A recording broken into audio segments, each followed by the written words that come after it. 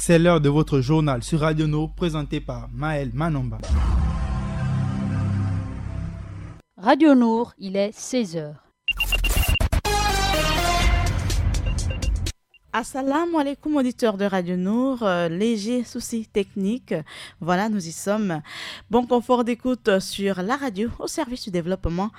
Assalamu alaikum encore. Dans cette édition d'information, on parlera du Forum des universités et grandes écoles professionnelles d'Afrique centrale et le Conseil africain et malgache pour l'enseignement supérieur, le CAMES, qui ont signé le 22 février dernier à Ouagadougou un accord de partenariat pour la promotion des destinations d'études supérieures en zone CEMAC. On parlera aussi du carnaval puisque c'est la période. Ce sera avec notre reporter du côté du complexe scolaire les farandoles, Ida Ibinga. 100, c'est le chiffre de la rédaction.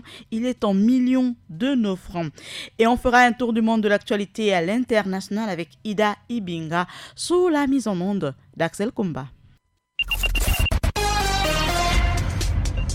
Radio Nour, il est 16h. Le complexe scolaire La Farandole, situé du côté de Saint-Germain, a tenu à célébrer, comme beaucoup d'autres écoles, la fête du carnaval. Plus de détails avec notre reporter sur place, Ida Ibinga.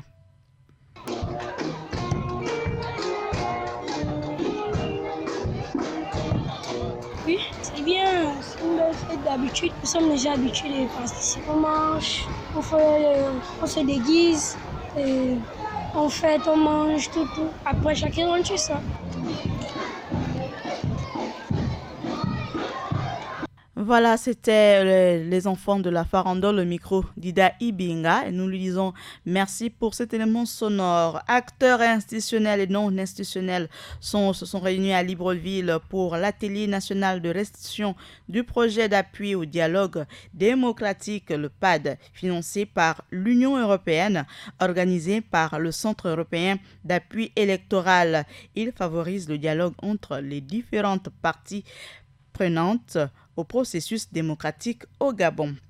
On parle aussi du Forum des universités et grandes écoles professionnelles d'Afrique centrale et le Conseil africain et malgache pour l'enseignement supérieur qui ont signé le 22 février dernier à Ouagadougou un accord de partenariat pour la promotion des destinations d'études supérieures en zone CEMAC. Il faut rappeler qu'à travers cet accord de 3 ans renouvelable, les deux parties s'engagent à mutualiser les expertises pour la promotion de la professionnalisation de l'enseignement supérieur et à doter les États membres des ressources humaines capables de répondre aux besoins similaires de part et d'autre de la zone CEMAC, de renforcer l'intégration régionale à travers la mise en place d'une interconnexion du système éducatif. Il faut ajouter que le Forum des universités et grandes écoles professionnelles d'Afrique centrale se veut le socle de l'édification d'une conscience communautaire. Son objectif est de parvenir à épouser la vision des chefs d'État d'Afrique centrale affirmée lors du dernier sommet des chefs d'État qui s'est tenu à Yaoundé relative à la création des projets intégrateurs. 100, comme on l'a dit tout à l'heure en entrée, c'est le chiffre de la rédaction. Il faut savoir qu'au quartier dit Beaulieu, dans la commune d'Akanda, c'est au nord de Libreville, la police judiciaire a récemment saisi une importante quantité de drogue estimée à plus de 100 millions de francs CFA. Elle nous informe le journal en ligne, ce que d'ailleurs soupçonne l'existence d'un réseau. Le parquet de Libreville a ordonné l'ouverture d'une enquête visant à le démanteler. Nous invitons à présent Ida Ibinga pour la page internationale. Assalamu alaikum Ida. Wa alaikum salam Maël. Voici le sommaire de notre actualité internationale. D'abord, les missions de l'Union africaine et la CEDEAO saluent la bonne tenue du scrutin au Togo. Ensuite, le salon de l'agriculture, le futur budget de la politique agricole commune qui inquiète les agriculteurs. Enfin, on parle de l'Union européenne qui donne son feu vert à Michel Barnier pour négocier avec Londres. Le développement des titres, c'est tout de suite.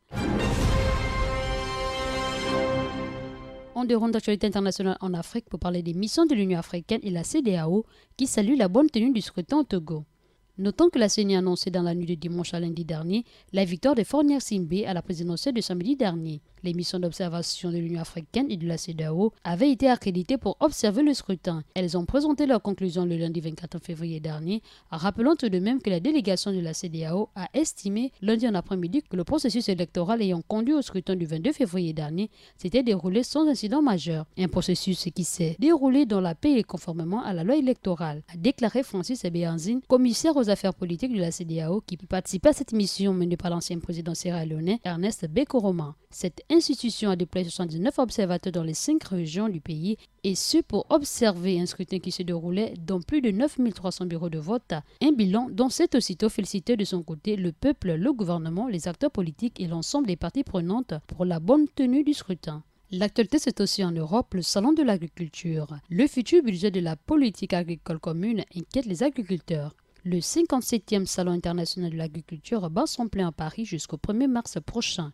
Le monde agricole est inquiet après l'échec du sommet européen la semaine dernière, notant que les 27 se sont quittés sans avoir pu s'accorder sur un nouveau budget, y compris dans le volet agricole qui pourrait être dramatiquement raboté. Signant qu'ils n'ont pas trouvé de compromis ni sur le niveau global du budget, ni sur la répartition des dépenses. 4 gros dossiers sont concernés, à savoir le numérique, la défense, l'immigration et surtout l'agriculture.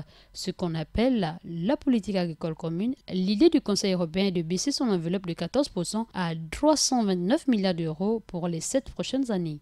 On referme l'actualité internationale pour parler de l'Union européenne qui donne son feu vert à Michel Barnier pour négocier l'avenir avec Londres. Les représentants des États membres de l'Union européenne étaient réunis le lundi 24 février en vue d'approuver le mandat de leur négociateur Michel Barnier pour négocier avec Londres. C'est ce mardi à Bruxelles que doivent être formellement adoptées les conditions des négociations avec le Royaume-Uni sur leurs futures relations commerciales, ouvrant ainsi la voie à un nouveau chapitre post-Brexit qui s'annonce particulièrement délicat. Cependant, l'adoption du mandat de Michel Barnier lors d'une réunion ministérielle ce mardi ouvrira sans doute la voie au premier pourparlers début mars entre l'Union européenne et le Royaume-Uni. Londres et Bruxelles n'ont que quelques mois d'ici la fin de l'année pour s'entendre sur leurs futures relations et la mission de Michel Barnier s'annonce d'ores et déjà compliquée. Merci Maël, merci fidèle auditeur, c'est tout pour cette page internationale. Merci Diboti à Ida Ibinga. On dit également merci à Adiza Adamou que vous n'avez pas eu l'occasion d'écouter. Nous lui souhaitons un prompt rétablissement.